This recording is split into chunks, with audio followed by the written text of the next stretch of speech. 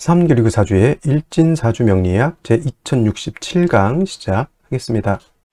오늘은 양력으로 2024년 7월 4일이고요. 음력으로는 2024년 5월 29일입니다. 오늘 명식은 갑진년 경월 기사일이 되겠고 일진은 기사가 되겠습니다. 자, 사주팔자 또는 사주 명식을 우리가 분석해서 사람의 길흉을 우리가 판단을 하고, 길한 것은 우리가 추구를 하고요. 그 다음에 흉한 것은 우리가 피해가기 위해서 사주 명리학을 공부를 하게 됩니다. 근데 중요한 것은 그냥 무턱대고 하는 것보다는 핵심을 잡고 큰 줄기를 잡고 사주를 분석할 수 있는 어떤 안목과 우리가 스킬을 안다라고 하면 사주를 조금 더 보다 면밀하고 세심하게 보다 깊이 있게 분석할 수가 있겠죠. 그래서 가장 중요한 8글자 사주팔자 중에서 가장 중요한 것은 일간과 그 다음에 월령이다라고 하는 것, 월지라고 하는 것은 강조해도 이거는 지나치지 않다. 일간이라고 하는 것은 그 사주의 주인공과 같은 것이고요.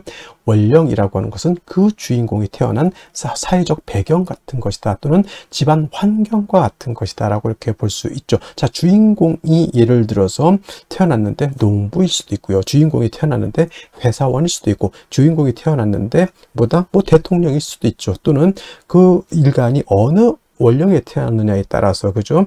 미국에서 태어날 수도 있는 것이고, 한국에서 태어날 수도 있는 것이고, 산간 지역에서 태어날 수도 있는 것이고, 어촌에서 태어날 수도 있는 것이죠. 그런 배경들이 굉장히 중요하다라고 하는 겁니다. 일간의 특성이라고 하는 것을 아는 것이 그만큼 중요하다는 이유가 바로 지피지기면 백정백승이라고 해서 나를 아는 것이 그만큼 중요한 것이고, 그 다음에 상대라고 하는 것은 지피지기 명리학적으로 제가 응용해서 말한다고 하면, 지피지기에서 나를 아는 것은 주인공, 나를 일간을 아는 것이고요. 그 다음에 상대방을 안다라고 것은 내가 태어난 월령, 즉 내가 태어난 배경이 어떤 배경에서 태어났느냐를 알고 아는 것이다 라고 해서 일간과 월령의 특징을 아는 것 매우 중요하다라는 말씀을 또 강조해 드리면서, 오늘 일간 기라고 하는 천간이 일간이 되겠습니다. 자, 기라고 하는 천간, 10개의 천간, 갑을, 병장, 무기, 경신, 임계라고 하는 10개의 천간 중에서 6번째 천간이 될 것이고요.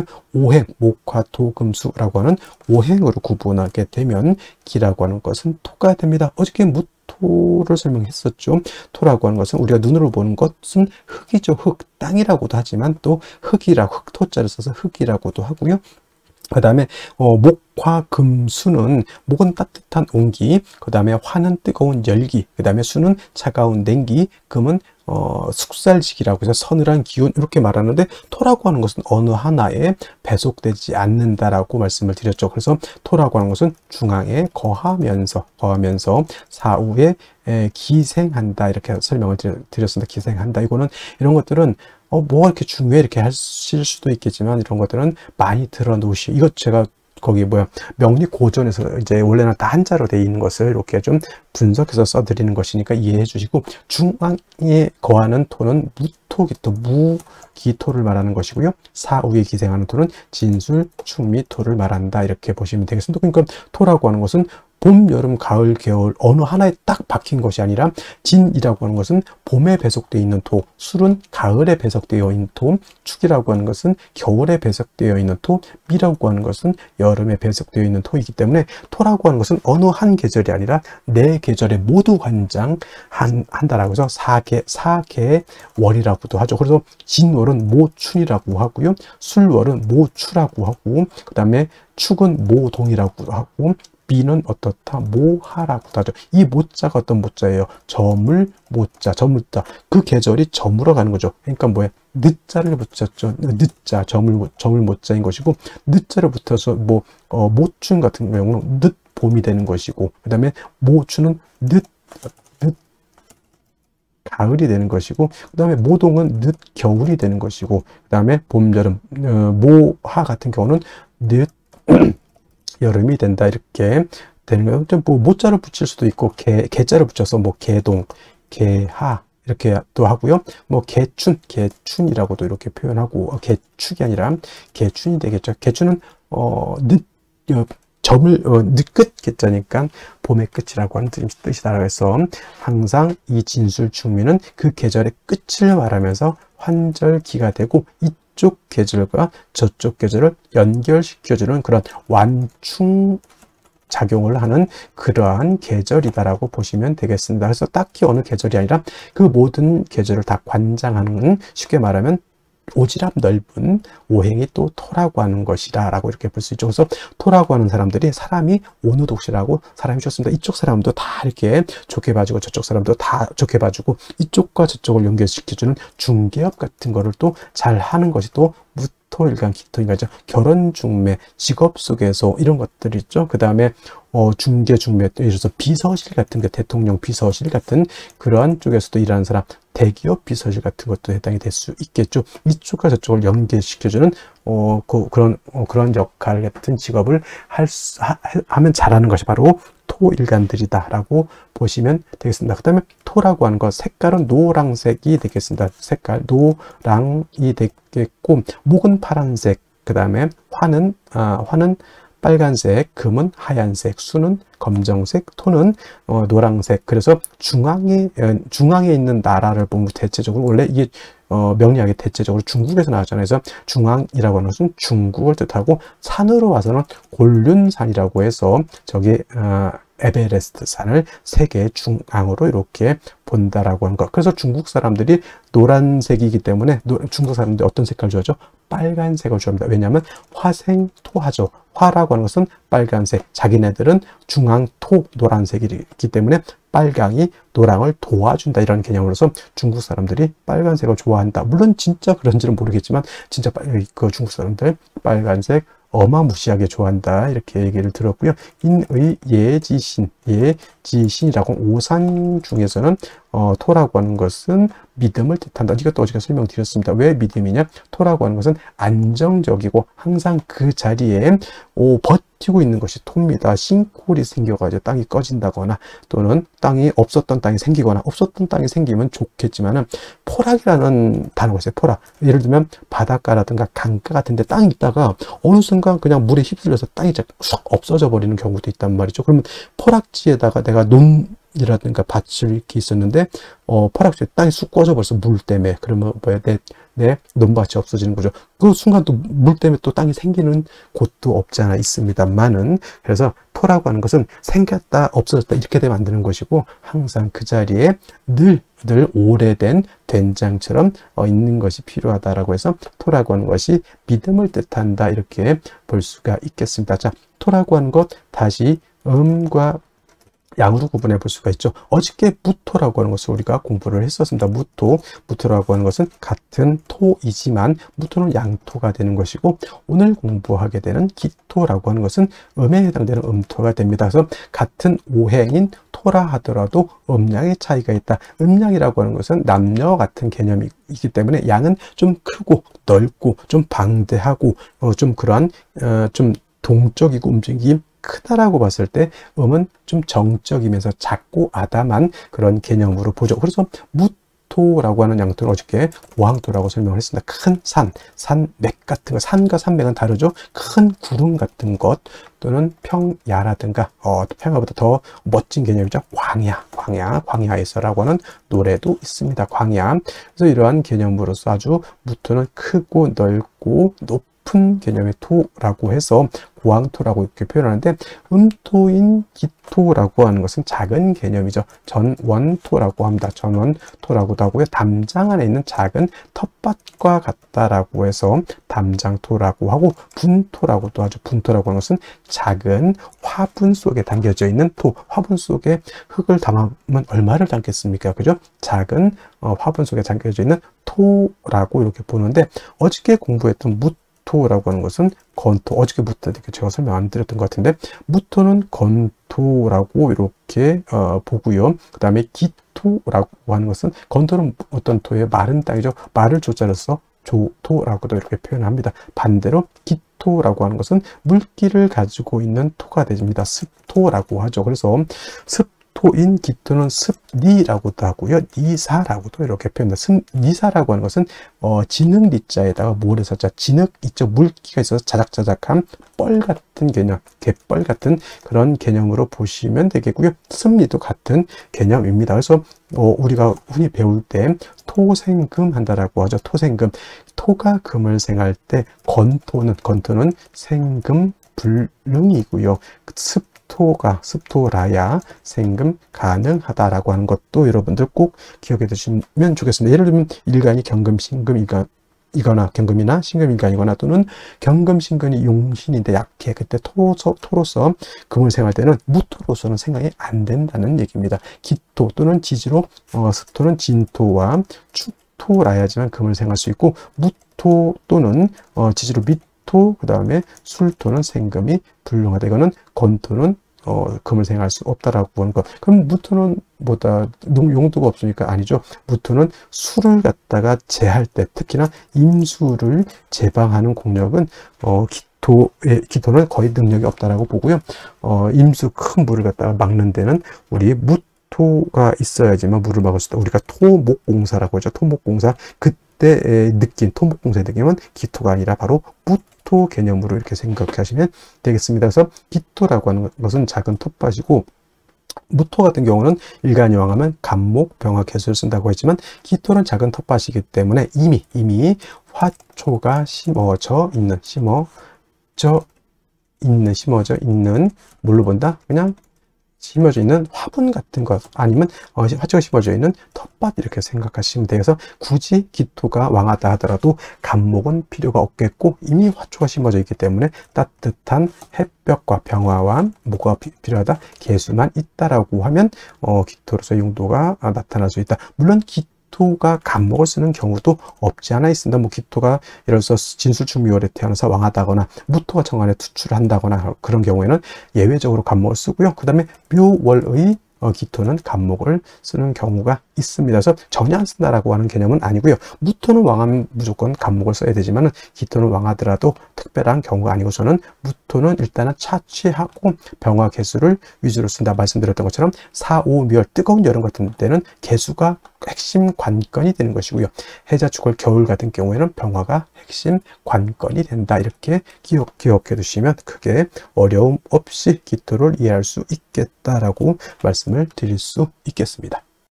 다음으로 월령에 대해서 알아보도록 하겠습니다. 월령이라고도 하고요. 월지라고도 하고 월원이라고도 합니다. 월령, 월지, 월원이라고 하는 것은 월주의 지지를 말하는 것이고, 이 월지가 중요한 것은 계절의 의미를 가지고 있기 때문에 중요합니다. 계절이라고 하는 것은 춘하 추동을 말합니다. 춘하 추동은 봄, 여름, 가을, 겨울 말하는데, 이 춘하 추동 안에는 왕쇠와 한열의 개념을 가지고 있기 때문에 중요한 의미를 갖습니다. 왕쇠라고 하는 것은 뭐다? 어느 오행이 왕하냐 약하냐를 봅니다. 즉 금이 왕하냐, 수가 왕하냐, 토가 왕하냐, 목이 왕하냐, 화가 왕하냐, 특히나 일간이 왕하냐 약하냐, 이것도 매우 중요하고요. 그 다음에 한열이라고 하는 것은 이 사주가 더우냐 추우냐 이거를 보는 겁니다. 겨울에 태어나게 되면 이 사주가 굉장히 추운 것이고요. 여름에 태어나게 되면 이 사주가 굉장히 더운 것이죠. 그래서 왕세와 한열이라고 하는 것은 반드시 중화가 이루어져야지만 좋은 사주가 된다, 이렇게 보시면 되겠습니다. 자, 태어난 월령, 지금은 이제 5월이 되겠습니다. 5월 절기로 보면은 망종과 하지로 이렇게 구분이 되어 있죠. 망종이 되어야지만 월이 4월에서 5월로 이렇게 변환이 되는 것이고요. 하지라고 하는 것은 1년 12달 중에서 가장 낮이 길고 밤이 짧은 시점을 말한다. 그래서 하지가 되게 되면은 양은 극에 달하고 이때 일음이 시생하게 된다라고 하는 점, 이 정도만 알아두시면 좋겠고요. 계절을 보게 되면 여름이 되겠습니다. 4, 5, 미, 월이라고 하는 계절은 여름이 되죠. 4월은 초하라고 하고요. 지금 5월은 중하라고 표현을 하고, 그 다음에 미월은 늦여름이라고 해서 모하로 이렇게 표현하죠. 그래서 4월, 5월, 미월이라고 하는 것은 화가 왕한 화왕절이 되면서 여름이죠. 매우 뜨겁고 건조하다라고 해서 조열하다라고 하는 이러한 표현을 쓰게 되죠. 염상절이라고도 하고요. 또는 염천지절이라고 하는 표현도 쓰게 됩니다. 됩니다. 그래서 4월, 5월, 미월은 매우 뜨겁다. 한열의 개념에서 볼 때는 매우 열한 그러한 계절이 되겠습니다. 그래서 반드시 조후라고 하는 것이 필요하죠. 조후라고 하는 것은 계절의 어떤 뜨거운 것 또는 차가운 것을 적절하게 조절시켜 주는 것을 말합니다. 특히나 4월, 5월, 미월은 뜨거운 여름이기 때문에 수가 반드시 있어서 뜨거운 열기를 갖다가 식혀주는 것이 필요하고요. 반대로 해월, 자월, 축월은 겨울이기 때문에 그때는 화가 있어서 차가운 열기를 갖다가 따뜻하게 해주는 것이 필요하다라고 볼 수가 있습니다. 그리고 5월이라고 하는 것은 4월과 마찬가지로 화가 왕하면서 화토동궁하죠. 화토동궁하기 때문에 화만 왕한 것이 아니라 토도 같이 왕한 그런 시절이 되겠고, 화가 왕하면 어떻게 되죠? 금을 극하게 되죠. 화극금. 그래서 4월, 5월 같은 경우는 화가 굉장히 왕하기 때문에 상대적으로 그 다음에 금은 약해지는 것이고, 그 다음에 4월은 화가 임관지가 된다고 했고, 지금 5월은 화가 제왕지가 됩니다. 근데 반대로 수라고 하는 것은 4월에 절지가 되는 것이고 5월에는 절퇴지가 됩니다. 그래서 수도 5월엔 굉장히 약하게 되죠. 그래서 조우를 할 때는 반드시 수를 필요로 하는데 수만 딸랑 있어서는 안 되고 반드시 금이 있어서 수를 보좌해주는 그러한 틀로 가야지만 사주의 중화를 이룰 수 있게 되는 것이다. 이것이 바로 5월의 특징이다라고 볼 수 있습니다. 자, 그러면 5월에 일간 기토가 태어나게 되면 사주를 어떻게 보는지 알아보도록 하겠습니다. 자, 일간 기토라고 하는 것은 음토라고 했고요. 전원토와 같다라고 했습니다. 전원토라고 하는 것은 논밭, 텃밭, 문전, 옥탑과 같이 비습하고 윤기 있고 비옥한 작은 그러한 토를 말합니다. 기본적으로 병화를 얻어서 따뜻하게 하고 개수를 얻어서 기토를 윤택하게 해주는 것이 기본적이고요. 무토는 왕하기 때문에 간목을 쓴다고 하면 기토는 특별한 경우가 아니고서는 간목을 수용하지 않는다. 기토라고 하는 것은 화초가 심어져 있는 그러한 토와 같다라고 보시면 되겠습니다. 그래서 을목도 병화개수가 관건이 되고 기토도 병화개수가 관건이 된다 정리하시고요. 자, 이런 기토가 태어난 월령이 5월이죠. 자, 5월이라고 하는 계절, 화가 가장 왕성한 계절입니다. 여름이죠. 그리고 중화로서 가장 뜨거운 열기를 가지고 있다라고 볼 수 있습니다. 또 5월, 4월 같은 경우에는 화만 왕한 것이 아니라 화토가 동궁하기 때문에 토도 같이 왕하죠. 그래서 5월은 화도 왕하고요. 기토 일간도 왕합니다. 그래서 신왕한 그런 구조의 사주가 되는 것이다. 무토 같았으면 간목을 취용했을 것이나 말씀드렸던 것처럼 기토라고 하는 것은 화가가 심어져 있는, 작물이 심어져 있는 그런 텃밭과 같다라고 생각하시면 되겠고요. 특별한 경우라면 만약에 5월에 무토가 천간에 투출하게 되면 이러한 경우에는 무토를 제하는 용도로서 간목을 취용할 수 있지만 그렇지 않은 경우에는 간목은 필요치 않다. 역시나 5월은 뜨거운 매우 조열한 그런 시절이고 아무리 기토라고 하는 것이 물기를 가지고 있는 토라 하더라도 수가 없고 화만 저렇게 왕하면 땅이 어떻게 돼요? 열토가 되겠죠. 여러분, 여름에 땅이 비가 오지 않고 물이 없어서 바싹바싹 말라 있으면 거기다 어떠한 씨앗도 심을 수 없고 거기서 자라고 있는 작물도 모두 죽게 되겠습니다. 그래서 5월의 기토 또한 중요한 것, 기토를 윤택하게 윤습하게 해주는 것이 필요하겠고요. 그 다음에 5월의 뜨거운 열기를 갖다 조절시켜 줄 수 있는 그런 구조가 필요합니다. 반드시 뭐가 필요하다? 두 가지를 동시에 할 수 있는 것은 반드시 물이 있어줘야 되는 것이죠. 역시나 물은 수라고 하는 것은 임수와 개수라고 하는 것이 있고 기토 입장에서 임수는 정제가 되고요.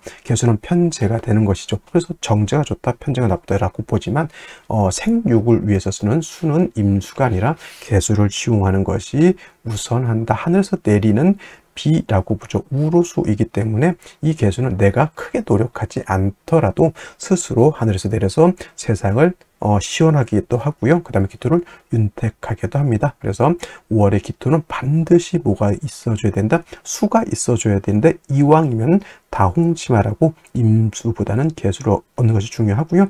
만약에 개수가 없다 할 때는 임수를 쓸 수도 있습니다만은 국세가 개수 쓰는 사람이 더욱더 좋은 국세라고 볼 수가 있겠고 역시나 5월은 화가 왕하죠. 화가 왕하면 화왕은 토라고 하는 것은 마르게 되어 있고요. 그 다음에 화가 왕하면 수는 고갈되게 되어 있습니다.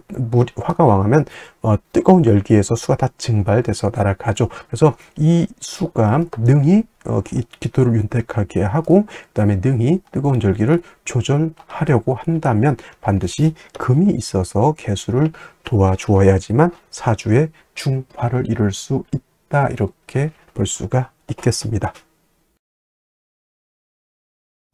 다시 오늘의 명식을 살펴보도록 하겠습니다. 자, 일간은 기토일간이 되겠고요. 기토일간이 태어난 월령 5월이 되겠습니다. 일간의 특성, 월령의 특성, 매우 중요한 의미를 가지고 있고요. 세 번째로 격국과 용신이라고 하는 개념도 중요합니다. 격국과 용신이라고 하는 것은 사주를 분석해내는 도구와 같은 것이고요. 그 중에서 격국이라고 하는 것은 사주 8글자가 어떻게 구성되어 있는 사주의 틀을 보는 것이라고 하면, 용신이라고 하는 개념은 그 사주 8글자를 사주 자체를 중화시킬 수 있는 핵심 요소라고 볼 수가 있겠습니다. 자, 격국을 볼 때도 일간과 월령과의 관계를 살펴보게 되는데, 일간 기토는 음토가 될 것이죠. 자, 기토는 음토, 무토는 양토가 되겠습니다. 월지는 오화, 채양, 용음이라고 해서 얘는 음화가 되겠습니다. 그 이유는 오라고 하는 것, 오화는 그 지장간 때문에 그렇거든요. 지장간 보면 병화, 기토, 정화라고 하는 것이 들어가 있습니다. 본체는 양이지만 그 본기가 뭡니까? 정화라고 하는 본기를 가지고 있습니다. 그래서 몸체는 양이지만 쓰는 것은 음으로 쓰기 때문에 음화가 되죠. 그래서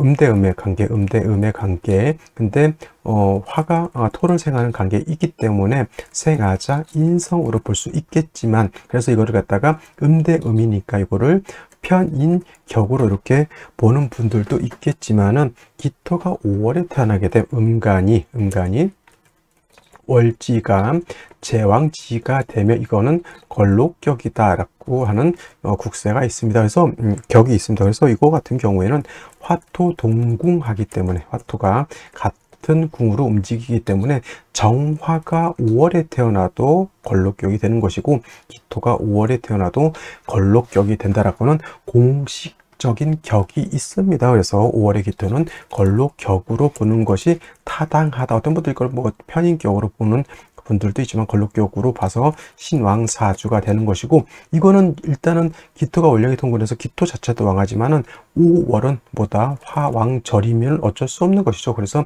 화왕절에 매우 조열한 사주가 되는 겁니다.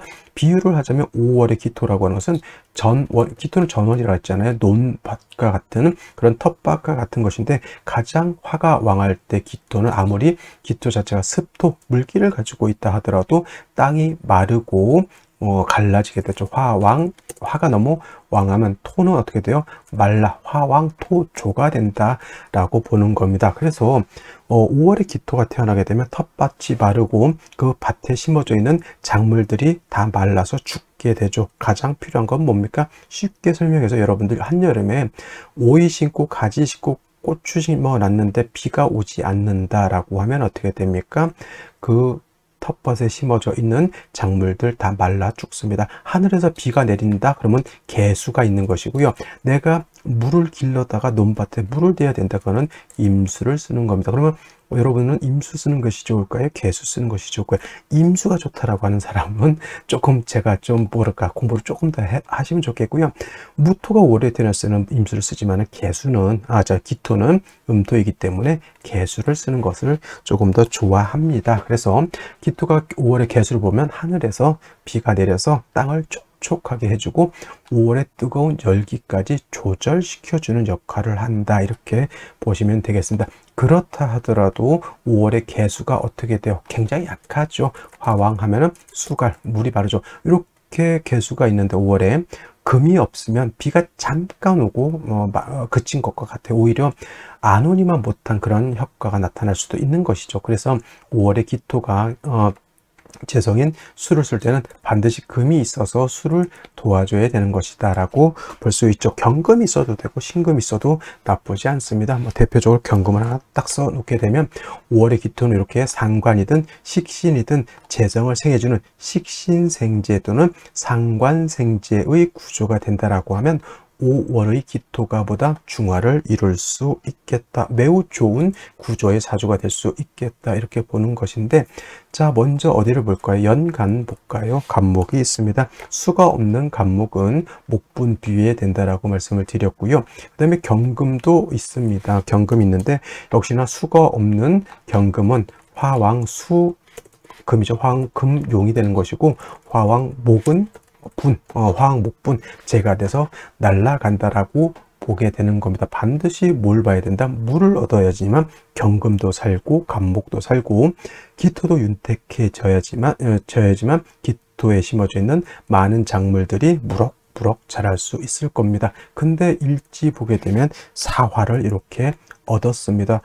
화왕절인 5월에 다시 사화를 받죠. 만약에 시가 미시가 됐다라고 하면 어떻게 될까요? 사오미 뭐가 됩니까? 완전 방압을 형성할 수 있기 때문에 사주가 매우 건조해진다라고 볼 수가 있겠죠. 자, 연지를 보게 되면 그래도 좀 다행스럽게 습토인 진토를 얻어서 그나마 경금을 생할 수 있고 간목이 뿌리를 내릴 수 있고 아주 미약하지만 기토를 진중개수로서 조금 윤택하게 해줄 수 있다. 이것이 만약에 진토가 아니라 술토였다라고 하면 진짜 대략보다 난감한 그러한 사주 구조가 될 수밖에 없겠다라고 이렇게 볼 수 있죠. 그러면 생시는 어떤 생시를 얻는 것이 필요할지 알아보도록 하겠습니다. 자, 생시 보도록 하겠습니다. 제일 먼저 갑자시를 보도록 하죠. 자, 5월에 4, 5 화가 굉장히 왕하죠. 진토 하나에 의지하고 있었는데 시지에서 자수를 얻게 되면 자수는 토를 윤택하게 해주고 화를 갖다 억제시켜주는 역할을 하게 되니 자수를 얻는 것은 굉장히 좋은 것입니다. 좌우충이 될까요? 안 될까요? 좌우충 되지 않고요.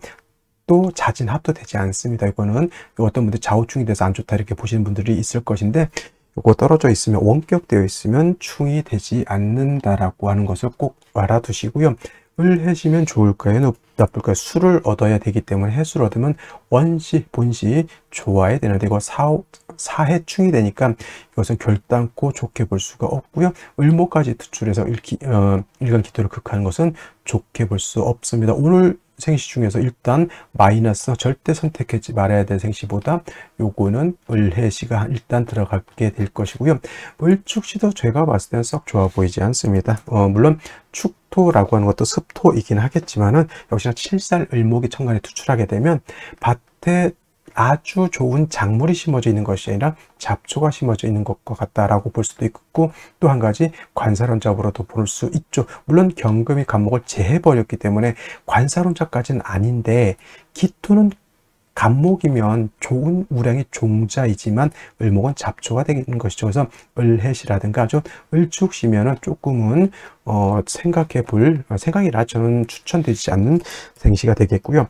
병인시가 되게 되면은 이거는 무조건 어디로 가야 된다? 시는 금수운으로 가게 되면 이 병인시는 조금 좀 생각해 볼 괜찮은 생시라고 볼 수는 있지만 신미대운 때 요거 수기가 좀 부족한 단점이 있겠죠.